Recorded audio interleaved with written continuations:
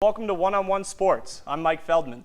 I'm Andrew Springs. We've got a great show for you tonight. We'll be discussing everything from recent college football upsets to the beginning of the NHL season, and even a certain football team that hadn't won a game in almost 2 years. That's right, so stay tuned and we'll get started in 30 seconds.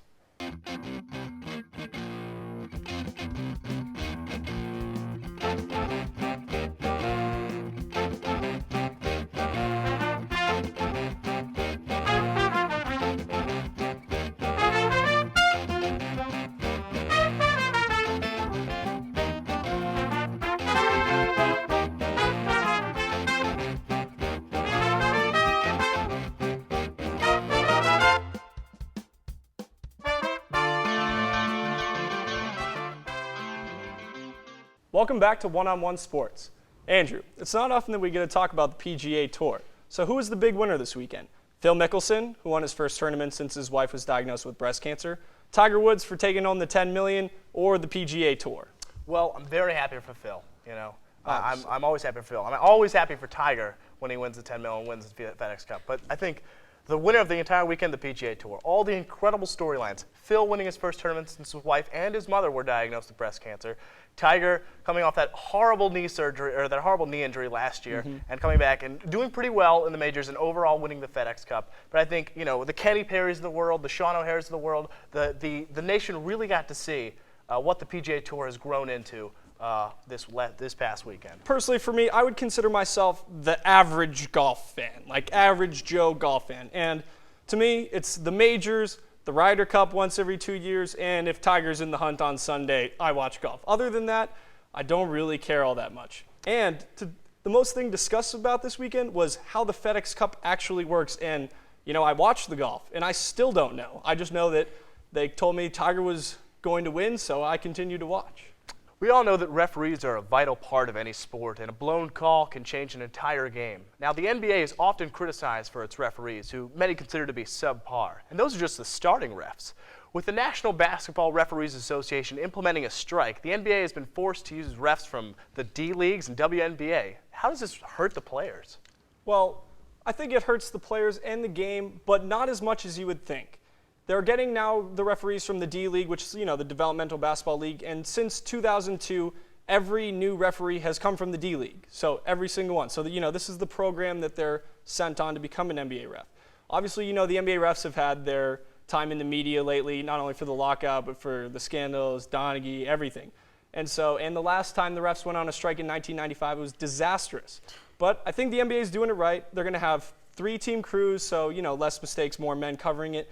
And they're coming from the D League, so I think, they're prepared to be NBA refs. Fair enough, but at the same time, referees who, AAA, minor league type stuff, I don't think that people who are getting paid millions of dollars should be refereed by people who aren't getting the standard NBA referee amount. I don't think that single A and double A baseball comparison, referees should be used for the major leagues the same way. I don't think this is the right solution here. Now, granted, you bring a guy from the D League up to the NBA just like you would a player, but at the same time, this is referees who change the course of a game. I completely disagree with this movement. I say the Players Association or the union should give the refs their money, and we should go on with our lives. This strike needs to end. Good points. Well, baseball reference right there, and in baseball story, Ozzie Guillen is at it again. The White Sox recently lost 12-5 at the hands of the Tigers, and just 20 minutes after the game, Ozzie found many of his players in the clubhouse watching college football. Naturally, he didn't like this, and he called them out, saying they played without pride and respect for the game. Was Ozzie right for doing this? First of all, if you don't love Ozzie Guillen after this weekend, you can just leave. Like the world. Well, seriously, not sure I'm an Ozzie fan. Well, I love Ozzie Guillen, and I completely commend him. As off-base and as raw as he may be sometimes, this was the perfect thing for that clubhouse. If you're getting paid millions of dollars to play a game, I want you committed no matter if you're the Nationals or the Yankees. I don't care if you've won 100 games or lost 100 games. You need to perform for me because I paid $44 to sit in the upper deck to watch you. All right? If you're not as focused and as into the game as I, the fan, am, you don't deserve to be out there playing. If you're a manager, you're going to get frustrated when your team has mailed it in, and the White Sox have mailed it in. They're watching college football. They're playing in their off-season golf. And, that's a product of the 162-game season, and they're ready to be done. Right. I mean, it's a good point, but at the same time, I don't see any excuse for not only giving up, but not focusing on the task at hand, winning the game. With the baseball playoffs right around the corner, we'll turn our attention to the pitching mound. Relief pitching is vital in October, and so rare to see a team win it all without a lights-out closer. Out of the teams that appear October-bound, which team do you think is in the best shape come the final inning? Well, Springs, I'm going to have to go with Jonathan Papelbon of the Boston Red Sox. If you just look at postseason pitching statistics, Papelbon is the first player in Major League Baseball history to go his first 25 innings of the postseason without allowing a run. Not one run. He struck out almost a batter an inning, and he is lights out. In the postseason, it is close games. You have to produce runs, and Papelbon will shut out the team in the 9th inning, as he's proved in the last 3 postseasons. That's a good call. Now, you might go with the guy who, won the World Series last year, and, his name is Brad Lidge, but not when he's had 11 blown saves and has an ERA over 7. Sorry, Phillies fans, he's not the guy. You might go with a guy like Mariano Rivera, and, but he's over 40, and he's only got 2 pitches, the cutter and the fastball. Sorry, Yankee fans.